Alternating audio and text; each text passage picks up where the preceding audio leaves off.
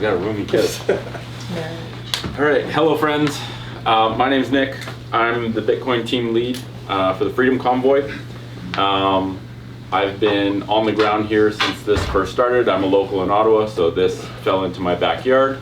I wouldn't call myself an expert, but I am a liaison to the experts in the Bitcoin world and serve to connect the Freedom Convoy to the Bitcoin community so that we can meet the objective of being able to fund these truckers fighting for our freedom without being shackled by the censorship that's put in place in our legacy financial system. So I'm helping to coordinate the effort. Keith did a great job at talking about some of the benefits of Bitcoin. I have 15 minutes that I'd like to go through, and I really want to go through this to clarify three main points. Why did we choose Bitcoin? How is the Bitcoin going to be put to use in terms of our best understanding of this right now? And then I'd like to just talk briefly about the importance of freedom money that we're starting to understand on a world stage. For Twitter, Bitcoin Freedom Convoy. Let's start that hashtag so that we can get people being able to find where these conversations are happening. I just want to say that although I'm the team lead, I'm coordinating a team of very high-level advanced Bitcoiners, both in the technology side, strategy side, and a ground team who's actually going to truckers and peer-to-peer sending them Bitcoin after helping them set up a wallet. So we're also regularly consulting with Bitcoiners on Twitter to make sure that we have everyone in the community pitching in at this effort, because it really is a global effort. And if you want to see pictures of on-the-ground reality that is unfiltered, I am Nobody Caribou on Twitter. So the first thing is why Bitcoin? Why do we use Bitcoin? Right? Why didn't we use Canadian dollars? Why didn't we use traditional conventional funding platforms? And I think part of that's already been answered by BJ. We have a really clear financial objective for the Freedom Convoy, and that is to receive global donations from individuals who want to support the convoy in their stand for freedom. And we need to be able to do that without any obstruction. And so, as we've learned from GoFundMe, when you use a third-party platform to receive funds from donors, it creates a critical vulnerability through censorship. And whether that's the company itself or whether that's governments or municipalities pressuring those companies, it can put things in jeopardy. And what we're learning is that even if we use a third-party donation platform that isn't a choke point and won't censor us, the Canadian banking system is actually also a critical vulnerability because of the government control. So if we open a bank account, there is still Big Brother that can go there and have that shut down. Can I just interrupt? Yes. Just as a side note and by way of example, part of the problem we were having at the initial setup with GoFundMe, when they released $1 million to us, that's all they gave us. Of the 10.1, we got 1. It went into our bank, TD Bank by the way, and then they froze it. So here we are, drivers asking us, I need supplies, I need money, I need fuel, my DPF filter just failed, whatever it is, and now the bank has just decided, no, we're freezing your money. We ended up working out a deal, our lawyer stepped in and took possession under a trust and all that sort of stuff. But just because the money's given to you doesn't mean your bank also can't turn it off. And it's not like they didn't know what we were up to, right? It was international news. So anyways.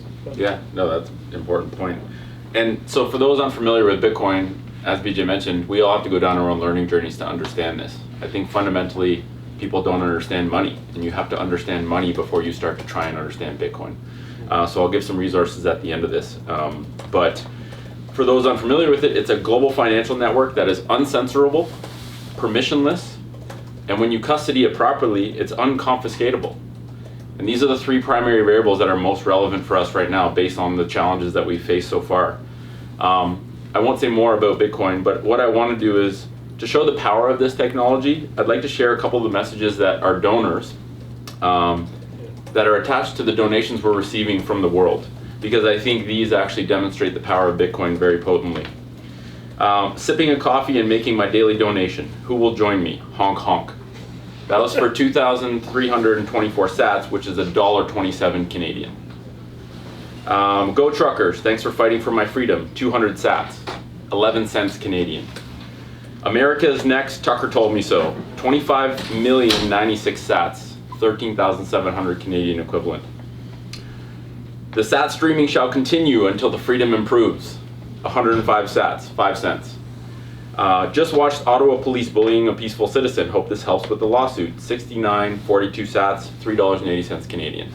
So I think those really show the true power of this platform. I even saw a message from a doctor in Nigeria who sent sats to support freedom.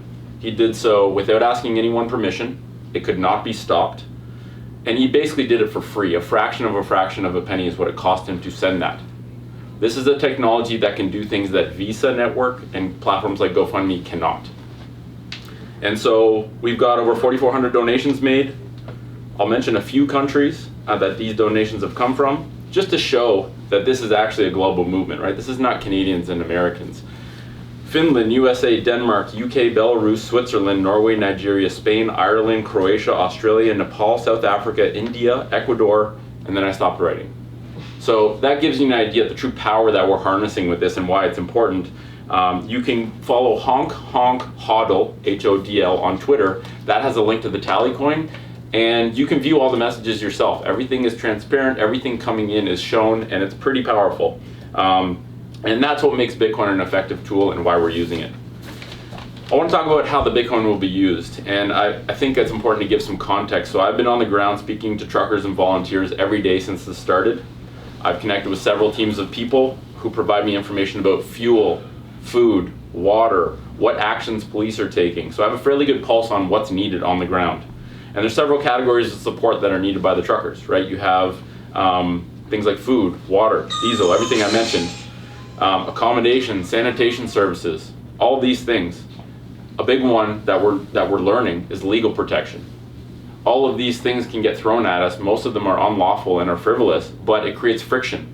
And so this whole idea of being able to create a legal shield funded by the world of Bitcoiners to protect these truckers as they legally take a stand for freedom and exercise their charter right becomes a very powerful thing. So the Give, Send, Go is going to help provide materials to the convoy and essentially make disbursements so that these truckers have the cost of their journeys covered. And Bitcoin provides this extra monetary energy that we can determine where it needs to be allocated, and we can do these things quickly, make these decisions quickly and on the fly as we see it needed. So our current strategy, and I should also say that the situation in Ottawa is very dynamic. Every hour things change, every day things change, and so where we aim this monetary pool changes along with the situation. And so what I say now may not hold true based on actions that might happen today, tomorrow, the next day, but this is the best we know right now. The ground team, we have a ground team sending truckers sats directly. Someone will go in, help a trucker set up a Bitcoin wallet on their phone, and send them a bit of Bitcoin. Not very much, but enough to get them started and see the power of this technology. Hiring lawyers to form a legal shield, both defensively and offensively, to avoid some of the attacks we've been facing is another big one. And as things begin to change in the right direction, and as we see all these dominoes falling, and perhaps the legal action might not be as necessary, we also have the option to create something like a Bitcoin endowment for truckers. And just to give you an idea, nothing like this has been confirmed, and we're going to do this the Bitcoin way. I'm a Bitcoiner. I know what Bitcoiners would want to know and what is fair for them to know, so that in full transparency they see what's being done in real time. I think it's only fair that the donors be able to receive this information. But creating a fund that over time sends every trucker who contributed to this freedom convoy portions of Bitcoin every month until the endowment is liquidated completely, which could take years, becomes a very powerful way to show these truckers the appreciation for the sacrifices they've made and be able to really harness the power of Bitcoin, because that can actually be done. I'm almost done. I'm sorry if this is boring, but I think the Bitcoin, I represent the Bitcoin community and the Freedom Convoy. This is information Bitcoiners need to know to really get behind this, because I think we're just getting started. So we've talked about the legal side, the endowment side, sending truckers Bitcoin peer-to-peer from person to person right away to show the magic of this. And what I will say is that every transaction that's done will be fully documented and transparent so that everyone knows what is happening in real time. I want to talk about two more things. First one is why freedom money is important. And I'd love to hear your thoughts on this, BJ, because I think this is something that few realize but are realizing more and more. And then lastly, I just want to talk about some more technical details and considerations for the Bitcoin community. So to all the boomers out there, maybe plug your ears. It won't take long, I promise. I know boomer Bitcoiners, so. Perfect. There you go. Bitcoin is for everyone. Bitcoin is for truckers, plumbers, janitors, lawyers. Bitcoin is for the millions, not for the millionaires. And I think we all need to remember that as we go through this. So why does freedom money matter? Well, I think this movement that's going on right now has transcended the truckers, has transcended Ottawa, and has even transcended Canada. If we're observing what's going on around the world and emerging independently of this, but inspired by this, this is the frontline battle for freedom. And the fact that we have a global community of people who stand behind freedom, financial freedom, and they can support this in a way that can't be stopped, I think is very powerful. And right now, the priority here and the mission is physical freedom, right? Like get our Charter of Rights restored. But I think that the momentum we're gaining from this can be used to push for what I think is the most important form of freedom, the most fundamental freedom, and that is freedom from financial censorship. Individual, collective, all the above, right? We've faced a ton of that so far with GoFundMe and the government, and I think, you know, we're not truly free until we remove the control of the control that politicians have over our money.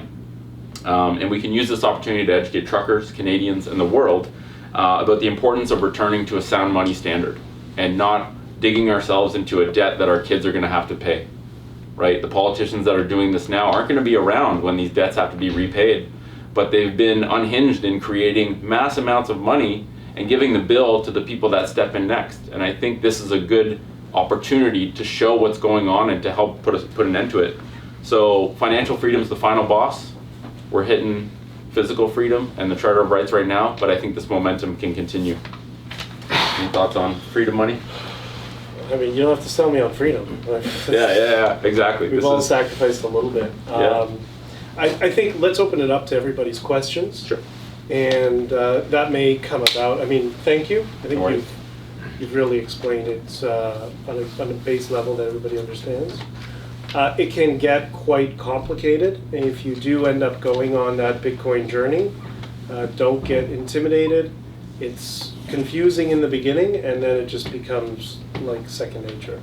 I'll say the technical stuff for a Bitcoin podcast I'm doing later. That's probably a better idea. But what I will say is that we are being very careful and very meticulous because we know there's a fundamental trade-off with Bitcoin. We need to protect the privacy of the people who donated. We also need to protect the privacy of the people who are going to be receiving these funds. And so it's a fine line to walk. We're going to be consulting the Bitcoin community regularly on Twitter so that we can get everyone's input out in the open and fully transparent to figure out the best way to do this. And we have an amazing team. The Bitcoin team is very generous. The Bitcoin team is very talented and very smart. And however the funds end up being used, it's going to be a powerful way to show that the world is thanking these truckers for holding the line for the world, and to show people the power of Bitcoin. So, yeah, I'm done. Right, just to moderate questions, if you put your hand up, you can have a question and then a follow-up. Do you mind just how do you spell your name? NICK. Okay. Also, don't worry so much about question and follow-up. Okay. This is open. We Okay. can have dialogue back and forth. No constraints. I'll stay here till 8 o'clock at night if I have to. But somebody's going to have to feed me some Tylenol before then. So, yes. So with the media narrative now talking about Ottawa under siege, the insurrection, we just spoke with Dr. Nagase of West. He told me that what he's seeing on the news, mainstream legacy media, is that the situation looks like it's a morale killer for the truckers because of the negative publicity that's happening. What is really the morale of the truckers right now? I mean, you see the opposite on the ground. I give you the example of the truckers I spoke with on my way to the meeting last night when I was hobbling around. And yeah, maybe I primed them by looking ridiculous on crutches. But they were great. They were, yeah, we're here. The thing is, people understand truckers are, it's a different lifestyle. You have to be really patient. It's so heavily regulated in terms of ELDs, DOTs, and the fact that these people most of them are small business owners, right? So, you know, when I talk the government putting its boot on the throat of small business owners, well, those are the truckers. And, there was, I'll give it by way of an example. I was sent to a call last month or whatever it was. I think it was Amazon. Oh my God, they're so disorganized. I have no idea what they're doing. But I ended up sitting there for 30 hours for something that should have been 5 minutes. You get used to it, right? You have a Wi-Fi in the truck. You basically have a house attached to you. I opened up my laptop, started editing podcasts for a couple of days, and we're kind of used to that. So if they think, I think the government is drastically, in the media, drastically underestimating the resolve and patience of truckers. They are extremely patient, and no offense to the rest of you, but we see how you drive. It requires patience on our part. I think I can probably say two things, only because I speak to truckers every day. One couple, they're a young husband and wife, and they've been here every day since I've been here. They're having a great time. They sent me a text message the other day and said, I can't believe I can go without a mask in a restaurant in my province. They're from Alberta. So they are seeing the dominoes falling. They are getting re-energized. Another trucker I talked to, I said, how are you doing? He's like, I'm shaved, I'm showered, I got a full belly, it's a beautiful day. Yeah. That was his reply. So I don't think people actually realize what's happening on the ground, and the fact that as these dominoes start to fall, and as these very resilient humans who are getting so much love and support, keep seeing these things, the true things that are happening, and actually go outside and see all the smiles and love, and have people coming up to their truck saying, please do not leave, my kids depend on this. If you think that some lies on the media are going to stop those people, you should come down here and see for yourself, because I think it's very different. And also, you see all these kids walking around with signs like, thank you truckers for saving me. This was just 3 weeks ago, it was just a regular job. Now they've become the heroes of Canada. Every kid I talk to, and there's lots of them, I've asked them, you gonna be a trucker when you grow up? Yeah, I'm gonna be a trucker, right? No, maybe they will, maybe they won't.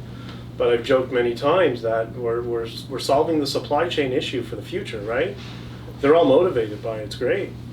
Yeah, and it seemed that on the weekend there was jubilation in the streets. It was the cross between all the flags, Canada Day, and a World Cup win for Team Canada. Yeah, it was fantastic. Now, what about the police officers? They're here on the ground. They're seeing how people are being respectful, cleaning up the city. There's no one being terrorized. Do you think any of the police are starting to be awakened to what's really happening and question the narrative? Well, yesterday there was a staff sergeant for Ottawa Police who resigned. And for those of us who are not in policing, that is that's like your CEO resigning company. I have family in policing, as many people in the trucking industry do. And they're great on the ground level, but this has been a problem in policing for decades. Since all these police services boards were established, and the political parties get their friends in politics appointed to the police boards.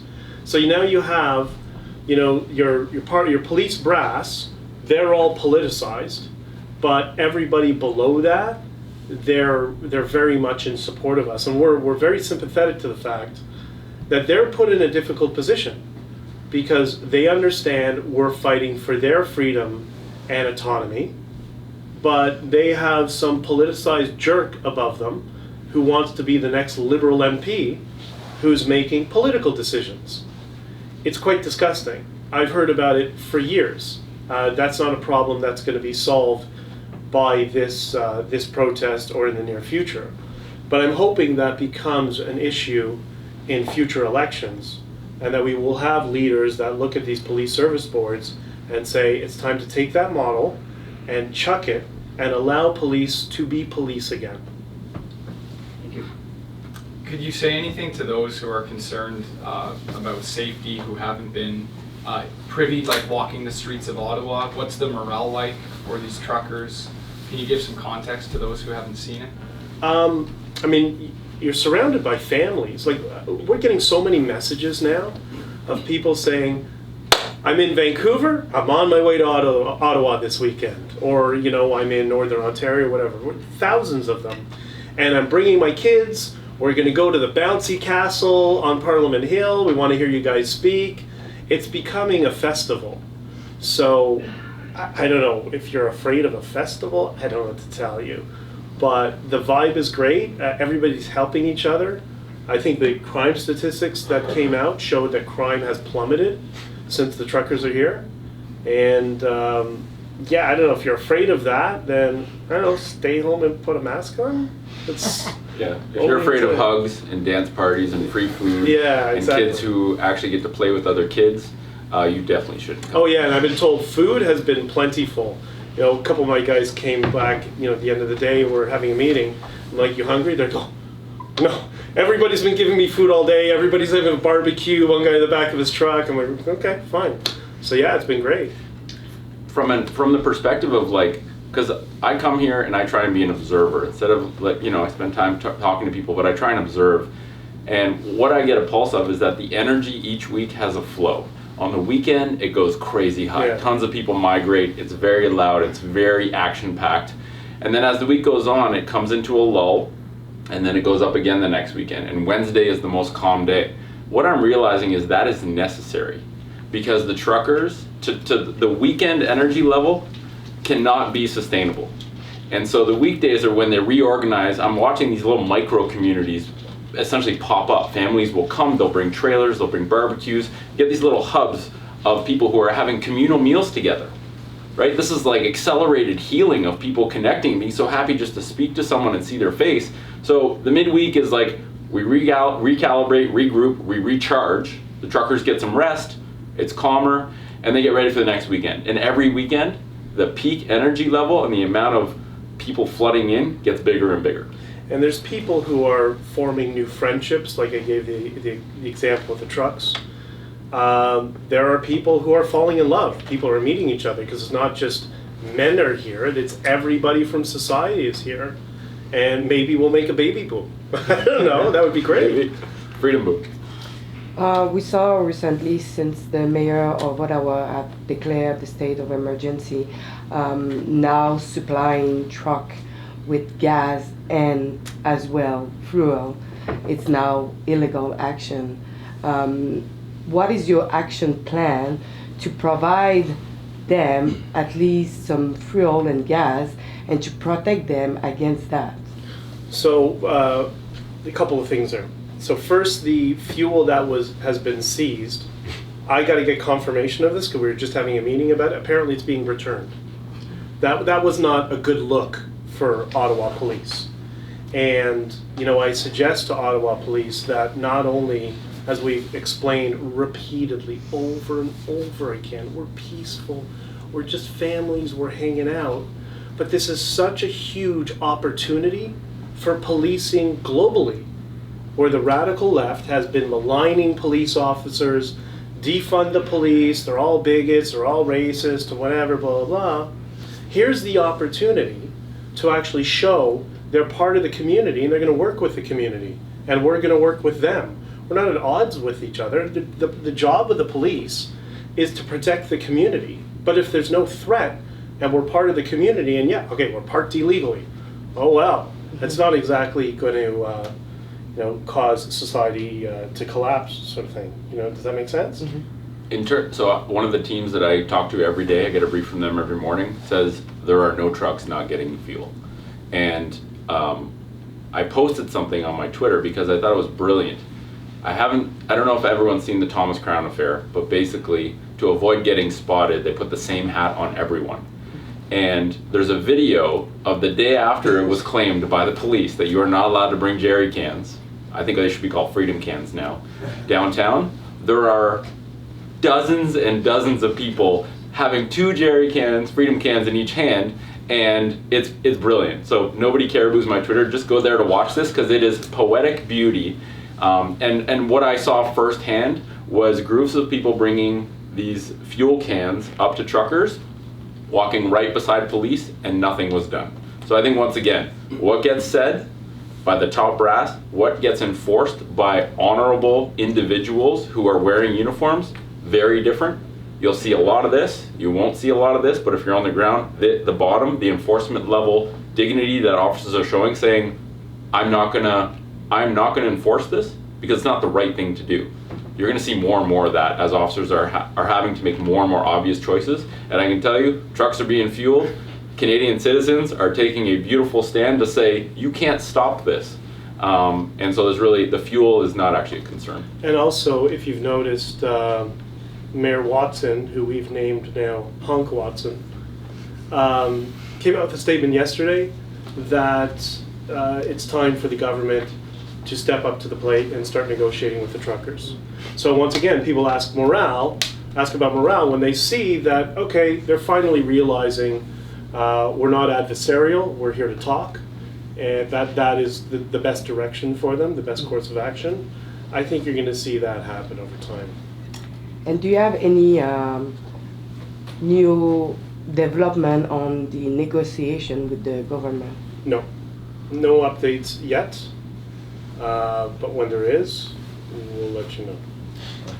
Just to clarify, we're getting a lot of comments saying that there was more gas seized today. That is not any information that you guys have heard yet. That's nothing I've heard, but you have all these sorts of isolated incidences where, especially since all these teams of, gas cans of water could have been that too, because there was a lot of that going on. There's all these little isolated incidences, but then we're also getting it, on one hand we're getting it returned. That might be happening, I might be wrong, but everything is in flux. That's why it's strange. Every hour to hour things change, and it just seems, it's the signs of a government, and I don't mean this disrespectfully, but that is desperate and doesn't know what to do, when the obvious thing to do is just come talk to us. Or how about this? Just drop the mandates. Just drop the mandates, drop the passports. Simple. Everywhere else in the world is doing it. I don't understand what they're holding on to this for. I also want to say that for every one thing you see of a police officer seizing fuel, there are 30 things you don't see of people walking by officers not getting their fuel confiscated. That's right. And on the monetary side, one thing I've been observing recently is for every one platform there is to funnel money to this effort to support the truckers, there are 5 different ways money is being transferred that we're not seeing. And I can tell you a few that I've seen firsthand. Tubs collecting cash from people coming up, putting cash in the tub, that tub is getting distributed to the truckers. People going up to truckers, giving them $50 bills. I've seen this quite a bit. I saw a video of 2 kids that got their chore money, they had it in a little plastic bag and they gave it to a trucker.